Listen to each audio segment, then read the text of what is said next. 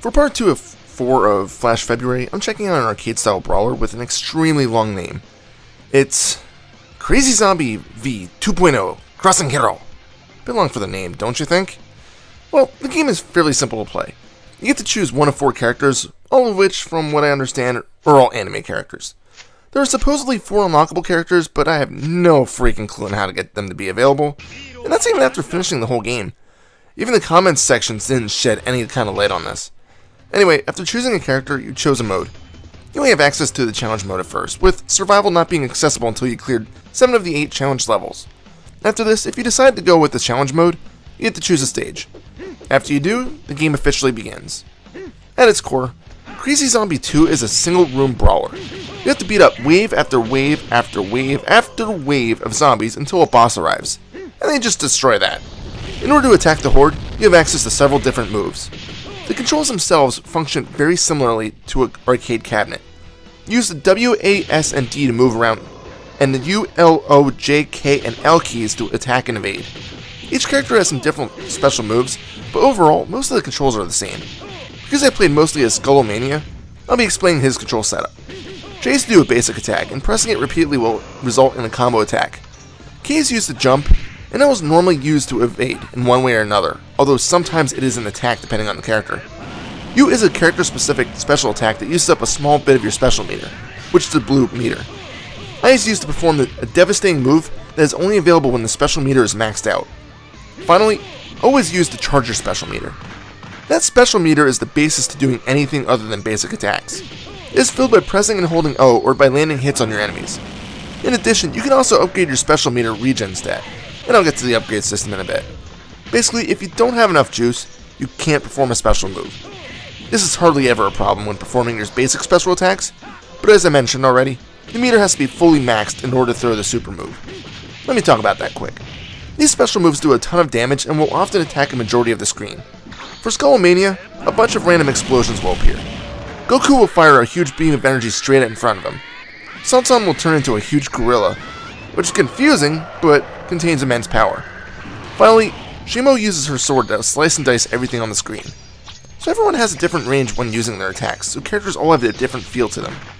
As you're playing, you'll see that zombies drop various power-ups. Some, like the dolls and Jewel, will just give you points, which, strangely enough, are the only way to accumulate them. Killing zombies won't score you points in themselves. Sometimes the zombies will drop health or special power-ups, which give you either 25% or 100% of your appropriate meter. Some of the enemies can also drop what looks to be runes, which generates a magical attack that fills the screen.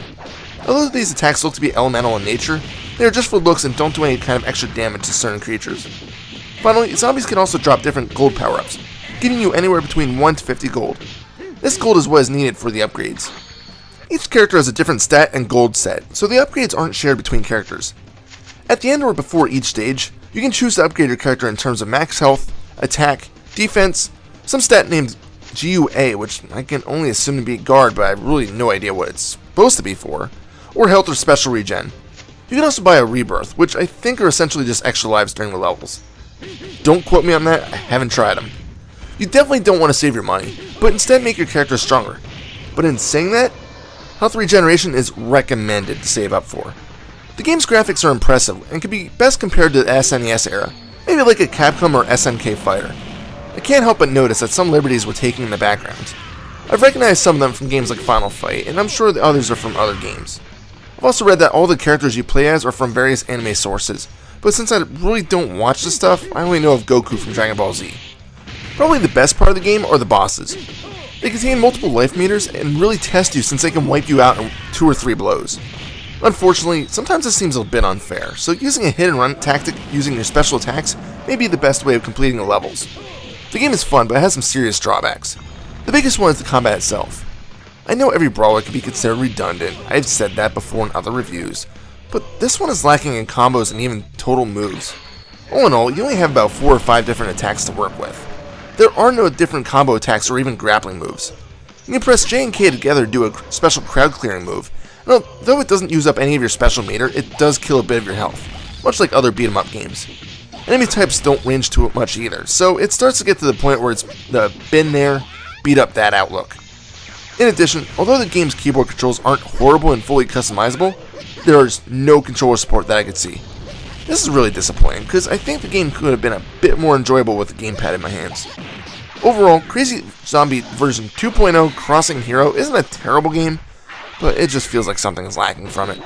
Maybe it's the missing gamepad compatibility, maybe it's the lack of variety, I don't know.